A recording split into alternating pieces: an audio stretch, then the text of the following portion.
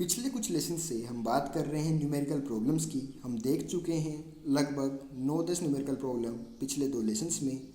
तो दोस्तों, जिस टाइप के न्यूमेरिकल्स हम डिस्कस कर रहे हैं जेईई मेंस में, इसी टाइप के क्वेश्चंस पूछे जाते हैं। तो इसलिए अगर आप ये लेसन्स कर लेंगे तो आपका जेईई मेंस में क्वेश्चन गलत नहीं होगा। तो दोस्तों, आइए देखते हैं आज के लेसन के न्यूमेरिकल प्रॉब्लम्स। तो दोस्तों, अगर हम बात करें इस न्यूमेरिकल प्रॉब्लम की, तो इसमें क्या दिया गया है, not P union Q is logically equivalent to. तो दोस्तों, अगर आपको याद हो तो ये तो मैंने आपको सीधी सीधी चीज़ बताई है कि P इम्प्लाइज Q क्या होता है। P इम्प्लाइज Q अपना होता है नोट P यूनियन Q। तो नोट P यूनियन Q की बात कर रहा है, तो ये किसको रिप्रेजेंट कर रहा है, P इम्प्लाइज Q को। Means option A is correct. ठीक, तो ये सिंपल सी चीज़ है। देखो, आपको याद है कि P इम्प्लाइज Q होता है नोट P यूनियन Q, तो कर दिया काम। अदरवाइज आप करते क्या, अदरवाइज आप करते इसकी ट्रुथ टेबल बनाते हैं। ट्रुथ टेबल बनाने के लिए आप करते हैं P का कॉलम बनाते, Q का, नोट P का, फिर नोट P यूनियन Q का, और फिर इन सब का भी कॉलम बनाना पड़ता, और फिर देखना पड़ता है कि कौन सी चीज़ इक्विवेलेंट है, तो वहाँ से आपका आंसर आता। वैसे आपको याद है कि P इम्प्लाइज Q क्या होता है, नोट P यूनियन Q। तो आंसर मिल गया अपने को कि ऑप्शन ए सही है।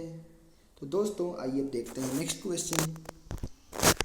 तो दोस्तों, अब अगर हम बात करें इस नेक्स्ट क्वेश्चन की, तो इसमें हमें क्या बोला गया है, इसमें हमें बोला गया है कि the statement P biconditional Q is equivalent to.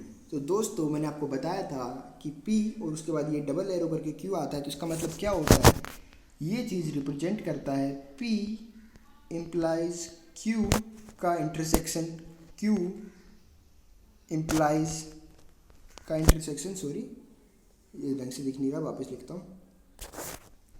ये चीज़ रिप्रेजेंट करता है P इम्प्लाइज Q का इंटरसेक्शन, Q इम्प्लाइज P।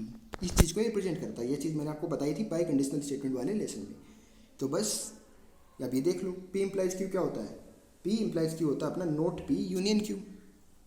उसके बाद क्या आना चाहिए बीच में, इंटरसेक्शन। तो पहला ऑप्शन होगा नोट P यूनियन Q, और उसके बाद आएगा इंटरसेक्शन, मतलब ऑप्शन सी। क्वेश्चन खत्म। जिसको समझ में नहीं आई कि मैंने ये क्या लिखा, तो P डबल इम्प्लाइज Q, इसका मैंने आपको मैथमेटिकल वो रिप्रेजेंटेशन दिखाया था कि P डबल इम्प्लाइज Q की वैल्यू क्या होती है, कि ये सिंपली होता है P implies Q union Q implies P। ठीक, फिर P इम्प्लाइज Q की वैल्यू आपको पता है क्या होती है, नोट P यूनियन Q। तो आपने नोट P यूनियन Q ढूंढा ऑप्शन में, तो आपको दिखा कि ऑप्शन ए और ऑप्शन सी में नोट P यूनियन Q आया। उसके बाद आपने देखा कि P, इसका मतलब क्या होता था, P implies Q intersection Q implies P। तो मतलब नोट P यूनियन Q के बाद क्या आना चाहिए, इंटरसेक्शन। तो मतलब ऑप्शन ए क्या हो जाएगा, रिजेक्ट। आंसर क्या आ जाएगा, ऑप्शन सी। तो दोस्तों, सिंपल सिंपल चीज़ें हैं ये, ना ज़्यादा टाइम लग रहा है और आसानी से हम इन्हें सॉल्व भी कर देंगे। तो दोस्तों, आइए अब देखते हैं ये क्वेश्चन।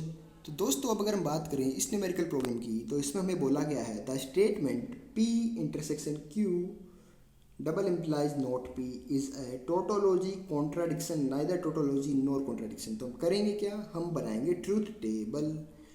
ट्रूथ टेबल बनाएंगे, तो बस ट्रूथ टेबल बना दी जाए।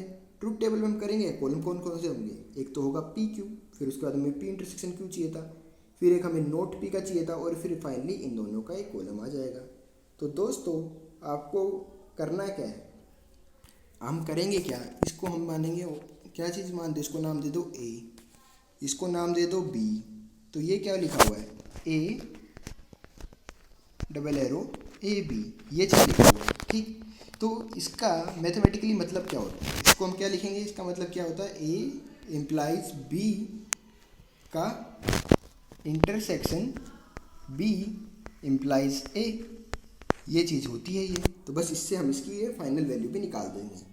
ठीक, तो P Q इनसे शुरू करते हैं। P Q अगर दो स्टेटमेंट हैं तो उनमें कितने केस बनेंगे, उनमें केस बनेंगे टोटल 4। कौन कौन से, जब P और Q दोनों ट्रू हों। एक केस बनेगा जब दोनों फॉल्स हो, एक बनेगा जब P ट्रू Q फॉल्स हो, और एक केस बनेगा जब P फॉल्स Q ट्रू हो। तो ये बना। ठीक, अब इनका इंटरसेक्शन लेंगे, तो इंटरसेक्शन की खास बात क्या होगी कि जब दोनों ट्रू होंगे उसी केस में सिर्फ ट्रू होगा। तो मतलब सिर्फ पहला रो वाली वैल्यू ट्रू आएगी, बाकी सारे फॉल्स आएंगे। क्यों, क्योंकि बाकी सारे रो में एक ना एक स्टेटमेंट फॉल्स है। तो यहाँ तक हमने देख लिया। अब नोट P वाले कॉलम की बात करें तो P वाले का जस्ट उल्टा हो जाएगा, P ट्रू तो not P false, P false तो नोट Q ट्रू। तो ये नोट P वाला कॉलम भी हमने बना दिया। अब करना क्या है, P इंटरसेक्शन Q को करना है इम्प्लाइज नोट पी, तो बस इन दोनों कॉलम्स में हमें वो करनी थी वो चीज़ ए और बी मान के। तो यहाँ से हम देखेंगे कि जब इनको हमने माना, आज की इंटरसेक्शन क्यू को हमने मान लिया ए और उसको बोल दिया हमने बी, तो हमें करना क्या है, ए इम्प्लाइज बी का इंटरसेक्शन बी इम्प्लाइज ए, इसकी वैल्यू निकालनी थी। ठीक, अब ए इम्प्लाइज बी, ए इम्प्लाइज बी क्या होता है, ए इम्प्लाइज बी होता है नॉट ए यूनियन बी। तो यहाँ पे इसका नेगेशन लेंगे तो क्या आएगा, फॉल्स। यूनियन बी, बी क्या है, नॉट बी, फॉल्स का यूनियन फॉल्स के साथ क्या आएगा, फॉल्स। और उसका इंटरसेक्शन किसी के साथ लेंगे तो क्या आएगा, फॉल्स। यही आएगा ना, फॉल्स का इंटरसेक्शन किसी के साथ। तो ऐसे करके हम बाकी सभी चीज़ों की भी वैल्यू निकाल सकते हैं। तो इसको आप मानो ए, इसको मानो बी, फिर ए डबल इम्प्लाइज वाला बी वाला फॉर्मूला लगा दो तो आपको ट्रूथ टेबल ये मिल जाएगी। तो आप लोग देख सकते हो कि इस ट्रूथ टेबल में क्या है, ना तो सारे ऑप्शन ट्रू हैं ना सारे ऑप्शन फॉल्स हैं। तो ये तो ना तो टोटोलॉजी होगी ना ये होगा कॉन्ट्राडिक्शन, ये क्या हो जाएगा, ऑप्शन सी। अब आप लोग बोलोगे कि 4 ऑप्शन करने में तो मेहनत लगेगी, तो दोस्तों एक ऑप्शन तो मैंने आपको करके बता दिया फॉल्स। अब आप जैसा ही ऑप्शन दूसरा करेंगे तो आपको मिल जाएगा ट्रू। तो आप लोग बता पाओगे कि इसके ना तो सारे कॉलम फॉल्स है ना इसका ट्रू है, ये तो फॉल्स और ट्रू का कॉम्बिनेशन है। तो आपका आंसर वहीं पे आ जाएगा, नाइदर टोटोलॉजी नॉर कॉन्ट्राडिक्शन। तो दोस्तों ये सब आसान न्यूमेरिकल प्रॉब्लम्स हैं। तो आइए अब देखते हैं एक और न्यूमेरिकल प्रॉब्लम।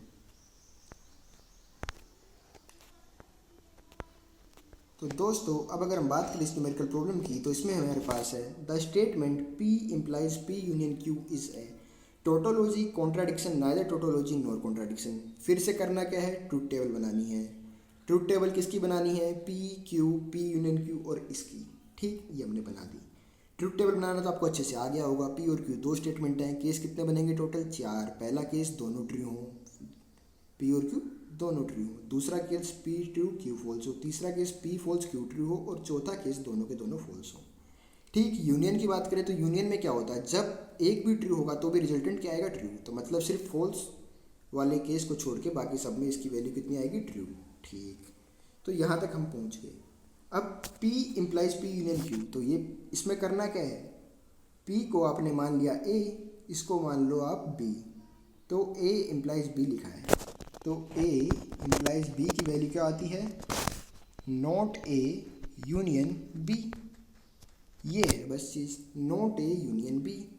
तो P यूनियन Q को और इसका नेगेशन, P का नेगेशन क्या आएगा वो आपको देख लेना है। P अगर यहाँ पे ट्रू है तो नॉट P क्या हो जाएगा, फॉल्स।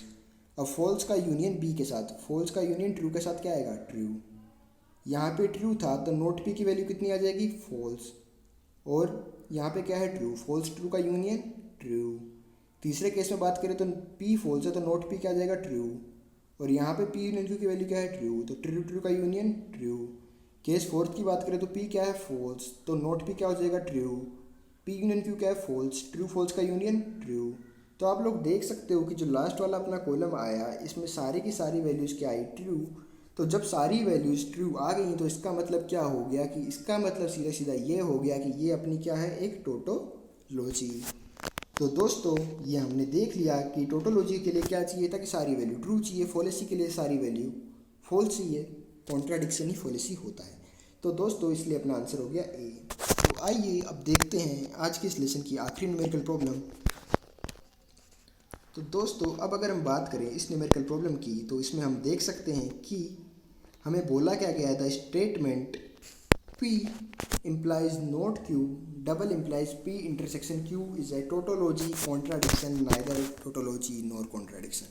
करना क्या है आपको पता है, क्या करना है, ट्रूथ टेबल बनानी है। कैसे बनाते हैं आपको पता है, करना वही है, P Q नॉट Q, फिर इन सब की वैल्यूज रख के जानी है। बस आपको पता क्या होना चाहिए कि P इम्प्लाइज Q रिप्रेजेंट क्या करता है। P इम्प्लाइज इसको नॉट Q की वैल्यू क्या होगी, इसकी वैल्यू हो जाएगी not P union not Q। ठीक, तो ये है, इसकी आपने ट्रूथ टेबल बनाई तो आपके पास ये आ जाएगी false true true true true. Truth table बनाना आप लोग अभी देख ही चुके हैं, कितने सारे क्वेश्चन से मैंने आपको बताया ही है। ठीक, फिर P इंटरसेक्शन Q, इसकी हमने एक अलग से ट्रूथ टेबल बना लेंगे, ये हो गई।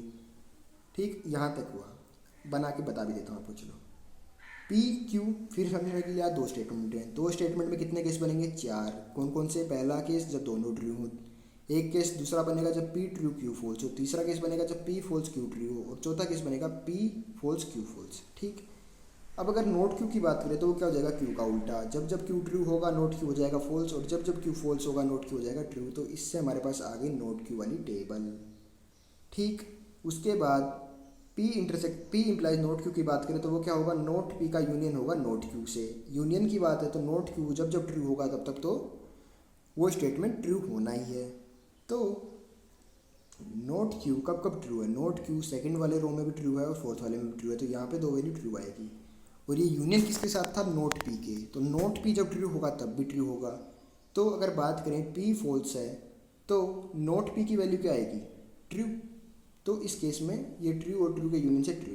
थर्ड वाले रो में पी फॉल्स है तो नोट पी क्या आएगा, ट्रू, और ट्रू का यूनियन फॉल्स के साथ लेंगे तो क्या आएगा, ट्रू। तो ठीक ऐसे करके हमारे पास ये वाली कॉलम भी आ गया। अब पी इंटरसेक्शन क्यू निकालना है तो इंटरसेक्शन का सिंपल सा फंडा है, जब दोनों ट्रू होंगे तब सिर्फ ट्रू होगा, बाकी सब में फॉल्स। तो दोनों ट्रू कौन से केस में, पहले केस में, तो पहले केस को छोड़ के बाकी सब में आएगी फॉल्स। ठीक, अब अपने पास सारी वैल्यूज आ गई हैं, अब बस इनकी वैल्यूज देखनी है बाय कंडीशनल वाले में। तो दोस्तों इसमें आपको पता ही था कि होता क्या है कि जब जब बाय कंडीशनल वाले स्टेटमेंट में ट्रू कब कब आता है, बाय कंडीशनल स्टेटमेंट में ट्रू तभी आता है जब दोनों के दोनों स्टेटमेंट सेम हो, या तो दोनों ट्रू हों या दोनों फॉल्स हो। सिंपल सा मेथड है, कुछ आपको लंबी कैलकुलेशन नहीं करनी है। ठीक, जब दोनों फॉल्स होंगे या दोनों ट्रू होंगे तभी जाके ट्रू आएगा, अदरवाइज फॉल्स आएगा। तो चलो बात कर लेते हैं इन दो की। तो यहाँ पे क्या है, फॉल्स और ट्रू। फॉल्स और ट्रू है तो मतलब दोनों सेम तो नहीं है, इसका मतलब फॉल्स। दूसरे में क्या है, ट्रू फॉल्स, ट्रू फॉल्स, फिर से फॉल्स। तीसरा ऑप्शन ट्रू फॉल्स, मतलब फिर से इसकी वैल्यू आएगी फॉल्स। और चौथा ऑप्शन में भी ट्रू फॉल्स, मतलब वैल्यू क्या आएगी, फॉल्स। इसकी वैल्यू ट्रू कब आती, जब दोनों वैल्यू सेम होती, मतलब या तो फॉल्स फॉल्स होते या ट्रू ट्रू होते, तो उस केस में वैल्यू आती ट्रू। तो दोस्तों अब आप लोग देख सकते हो कि जो चीज़ हमसे पूछी गई है वो क्या है, एक कॉन्ट्राडिक्शन। कैसे, क्योंकि इसकी सारी की सारी ट्रूथ टेबल में वैल्यू क्या आई है, फॉल्स। इसका मतलब ये क्या है, एक फॉलेसी, मतलब कॉन्ट्राडिक्शन। तो दोस्तों जेईई मेंस में बस इसी टाइप के न्यूमेरिकल्स पूछे जाएंगे। तो इसी के साथ हम इस कोर्स को कंप्लीट करते हैं मैथमेटिकल रीजनिंग के। अगर आपको फिर भी इस लेसन में या इस कोर्स में किसी भी टॉपिक में दिक्कत आई है तो आप कमेंट करके ज़रूर पूछ सकते हैं। और अगर आपको वीडियो अच्छा लगा है तो आप दोस्तों के साथ शेयर भी कर सकते हैं और इस वीडियो को लाइक भी कर सकते हैं। और साथ ही में अगर आप हमारे चैनल पर नए हैं तो दोस्तों आप हमारे चैनल को सब्सक्राइब भी कर सकते हैं। Thank you friends.